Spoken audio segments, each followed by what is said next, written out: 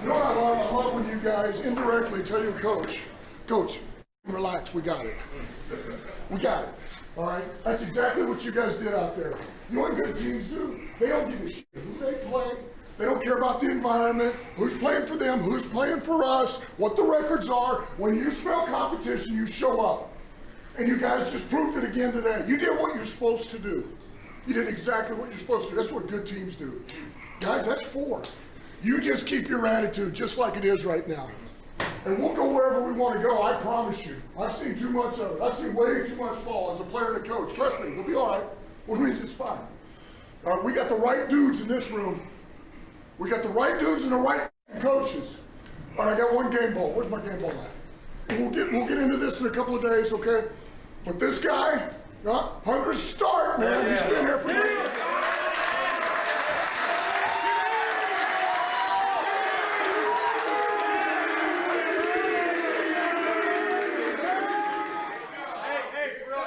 This means a lot to me. This organization, when they brought me in, like, it was to be a winner, man. And now we're doing that, and it feels so good. Yeah. Like, I feel the best I've ever felt in my career, regardless of all the ball I played, because, man, it just feels so good to be a part of something special. So I appreciate all you guys.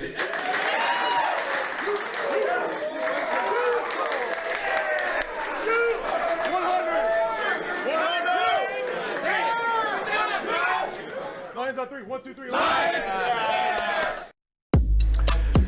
Is that something or what? What a scene in the locker room post yesterday. The Lions whip up on the Carolina Panthers 42-24. And what a great moment after the game in that locker room. You saw Dan Campbell give the game ball to Taylor Decker, just the 4th tackle in franchise history to start 100 games for the Detroit Lions. Braylon Edwards, what an awesome, awesome scene. What an awesome scene it was. And, I take it back to 2021 before the season started. Taylor Decker, he was saying, look, it doesn't matter what he's asking us to do. We haven't had success any other way. We haven't won doing it these other guys' way. We haven't won it doing the way we've done it before. So I'm willing to do anything it takes that Dan Campbell will tell me so we can start winning some games.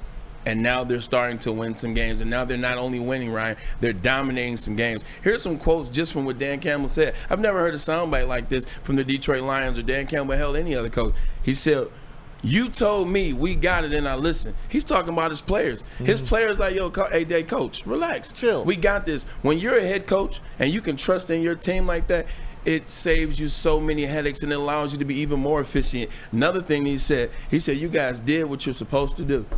That's what, Ryan, you talked about for the last 5 days. Going out there and doing what you're supposed to do. He said, we got some dudes in this room. You know what that does? When you're getting guys that are getting injured, the Lions have been bitten by the injury bug, but you got guys that come in and you keep it moving. You keep it moving. Next man up, because you believe in the energy of this team. You believe in what you're doing. You believe in your leader in Jared Goff. You believe in your defense and what they're doing on the other side. They believe in each other, from the coaches to the players, and you're saying wonderful things. That was a great soundbite by Dan Campbell. You got 4 quotes out of that. That's my guy, man. I'm so happy he's the head coach of our Detroit Lions. I was thinking about that. I'm glad you did, because I was thinking about that. I mean, now you're starting to see Dan Campbell get a ton of love nationally. And this is the same guy. And we don't have to go back to the kneecaps thing, but we can go back to the kneecaps thing. He was nervous. This guy was universally, I think a lot of people here locally loved it. Because they've seen just about everything else. They've seen every introductory coach's press conference that you could possibly see. But nationally, I thought he was just ripped for it. Yeah. What a Joy Taylor on Colin Cowherd. This guy, I'll never forget her. A total joke. Yeah. And he doesn't look like a joke anymore. In fact, he seems to be the perfect coach for the perfect team at the perfect time. Yeah. Dan Campbell, I said this a while back, and I really believe it more today than ever before. This team, maybe not this year, and maybe not even next year, but this team will win a Super Bowl with Dan Campbell as head coach. Doesn't it seem like in 2023 you can be more of yourself as a head coach and your team can actually really take on your identity? I feel like back in the day you really were trying to be like the coaches that had success before. I mean, I'm going to get back to Dan Campbell. I don't want to go anywhere else. I want to stay with the Detroit Lions. But doesn't seem Mike McDaniel is allowed to be himself And his personality is the Miami Dolphins. Kyle Shanahan is himself. And his personality is the San Francisco 49ers. Sean McVay is himself. His personality is the Los Angeles Rams. And you can go around every team, and it's kind of like that. The ones that win, the ones that lose, it's their personality. Bill Belichick. Dan Campbell's personality is different because it is so vulnerable and honest and real and loving and gritty and villain and everything that they say and everything else. This team is starting to build in his image, and his image is Detroit.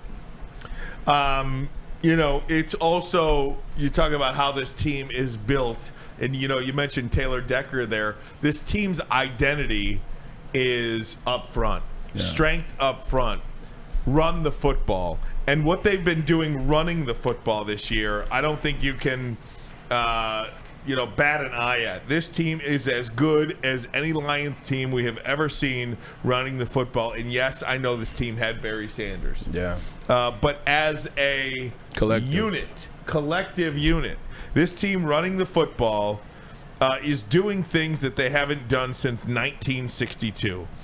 I was born that year. Is that the year you were born? Year. They rushed for 3 touchdowns in consecutive games for the first time since 1997. They rushed for 3 touchdowns and threw 3 touchdowns for the first time since 1962, the year of the Maz. And the Mets and the Astros. All born on 62. There you go. But that was beautiful, man. David Montgomery is doing something that Barry Sanders hasn't done. A touchdown in each game so far to start the season. 100 yards again. This guy runs with a purpose. He only touched the ball 19 times. My favorite thing that he did yesterday was when he was resting in the fourth quarter. And Craig Reynolds. Craig Reynolds gets in, and he's starting to get winded. And he wants to come out and let David Montgomery score that touchdown. And Monty's like, you stay in. Yep. Stay in. Yeah. And he don't even get touched on that touchdown. The offensive line blew the Panthers out. And thank you to Penei Sewell and the rest of that team. Happy birthday to Penei, by the way. 23 freaking years old. Happy birthday to the Oregon Duck and now Detroit Lion. Yeah, we watching there just. I remember I cracked that joke about the Green Bay game, how the line was the hole was so wide. He ran into the offensive lineman, had time to find himself and still scored and didn't get touched. They're running guys off the line. Whenever you can stop the run, but then run on teams, I'm telling you, it is a mentality thing. You talk about toughness. That's the mentality of the Detroit Lions, man. It is up front on both sides. It is toughness. We're going to run on you, but you're not going to run on us. David Montgomery became the first Lions player in franchise history to rush for a touchdown in each of his first 4 games with the team. That's the first ever. Became the first Lion to rush for 100 yards and a touchdown in consecutive games. First time since 2004 when Kevin Jones did it. Here's his head coach talking about Monty. Demo's been an excellent addition for us. I mean, he fits us. He fits us like a glove. His style of running and what he's able to do in screen game, pass game, but man, his running style. Hey man, Demo, I got lucky enough to run into him on Friday night. I said this on the post game yesterday at Lakeview High School. Him and his family pull on up. Him, his wife, his brother, his baby, and got to hang out with him. And this guy signed every autograph, took every picture with every kid in that stadium. Grosse Pointe South got the best of Lakeview that day, but hats off to David Montgomery. He is a Detroiter. I spoke to his wife, and they loved Chicago. They're falling in love with Detroit. It goes back to these guys' introductory press conferences, man. When they brought in Cam Sutton, when they brought in CJ GJ, when they brought in Emmanuel Mosley, and when they brought in David Montgomery, he said, I don't care where I'm at. I just want to play football. I like where this team is going. I like what they're doing up front. They're a physical team. Hey, I don't care if I'm passing out water. I'm going to be on this field. I'm going to be with the Detroit Lions. And that's what speaks to your touchdown, man, where he's telling he's telling Craig to go back in. Craig, you go back in. He said, I don't care as long as we're winning. I just want to be out there on a winning team. No doubt about it. And look, when this team decided to move on from Jamal Williams, I think we were all kind of shocked about that. And maybe shock isn't the right word, but there is no doubt they have upgraded at running back. We all knew it was an upgrade. Huge way. But we liked Jamal, right? We liked him. He was one of us. He loved being a Detroit Lion. But you had to know you were getting an upgrade on a running back and getting David Montgomery. It's night and day. And then you consider what he left in Chicago, and he is probably living the dream, David Montgomery. It's nothing like leaving a losing situation, going to a winning situation, man. As you know about it. Cleveland, New York, so I know about it. But the thing about it is people forgot how much he received the ball and or how much he was used as a pass receiving running back in Chicago. This is a guy that knows how to catch the ball in the backfield. I think you're starting to see now that he's been back in. Now he's healthy. Now he's really ready to go. Ben Johnson is really starting to open up the offense through him as well because he caught a couple passes in the game as well. Hey guys, looking for some high levels.